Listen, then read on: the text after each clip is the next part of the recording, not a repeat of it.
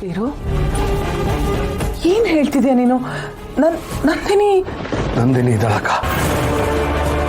ನನ್ನ ಕಂಡ ಅಳ್ತೇಲೆ ಎಲ್ಲೋ ಇದ್ದಾಳೆ. ನನ್ನ ಮನಸ್ಸು ನನಗೆ ಸುಳ್ಳು ಹೇಳಲ್ಲಕ್ಕ. ನಾನು ರಾಮಪುರದಲ್ಲಿ ಒಂದು ಕಾರ್ಯಕ್ರಮಕ್ಕೆ ಹೋಗಿದ್ನಲ್ಲ, ಅಲ್ಲಿ ನಂದಿನಿ ಆಡ್ತಾ ಇದ್ದ ಮಾತುಗಳೆಲ್ಲ ಮಕ್ಕಳ ಬಾಯಲ್ಲಿ ಒಂದು ನಾಟಕದಲ್ಲಿ ಕೇಳಿಸ್ತು. ಕಾರ್ಯಕ್ರಮ ಮುಗಿದ ಮೇಲೆ ನಾನು ಎಲ್ಲ ಕಡೆ ಹುಡುಕ್ತೆ, ಅವಳೆಲ್ಲೂ ಕಾಣಿಸ್ಲಿಲ್ಲ. ಇಷ್ಟು ವರ್ಷ ಆದಮೇಲೆ ಅವಳು ಯಾಕೆ ಬಂದ್ಲು, ಅವಳೆಲ್ಲಿದ್ದು, ಅವಳು ಏನು ಮಾಡಕ್ಕೆ ಬಂದಿದ್ದಾಳೆ ಅಂತ ಒಂದು ಗೊತ್ತಾಗ್ತಾ ಇಲ್ಲ ಅಕ್ಕ.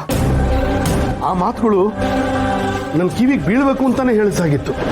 ಆದರೆ ಅವಳು ನನಗೆ ಯಾಕೆ ಕಾಣಿಸ್ತಾ ಇಲ್ಲ, ನಮ್ಮೆಲ್ಲರ ಕಣ್ಣಿಗೂ ಯಾಕೆ ಕಾಣಿಸ್ತಾ ಇಲ್ಲ?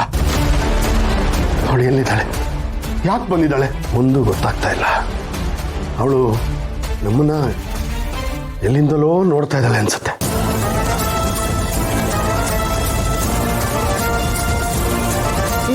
ಇಲ್ಲ ವೀರು, ಹಾಗಾಗಕ್ ಸಾಧ್ಯನೇ ಇಲ್ಲ. ಅದೆಲ್ಲ ನಿನ್ ಭ್ರಮೆ ಅಷ್ಟೇ. ಭ್ರಮೆಗೂ ಬದುಕಿಗೂ ವ್ಯತ್ಯಾಸ ಗೊತ್ತಾಗದೇ ಇರೋಷ್ಟು ನಾನು ಕುಡ್ದಿಲ್ಲ ಅಕ್ಕ. ಆ ಮಾತುಗಳು, ಆ ಕ್ಷಣ ಎಲ್ಲ ನನಗೆ ಈಗಲೂ ಜ್ಞಾಪಕ ಇದೆ.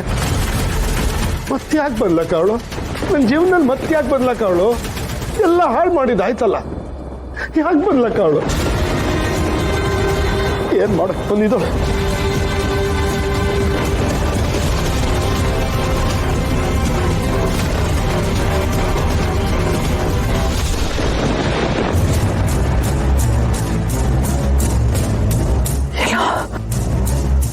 ಇಲ್ಲ, ಅವಳು ಮತ್ತೆ ಬರಬಾರ್ದು.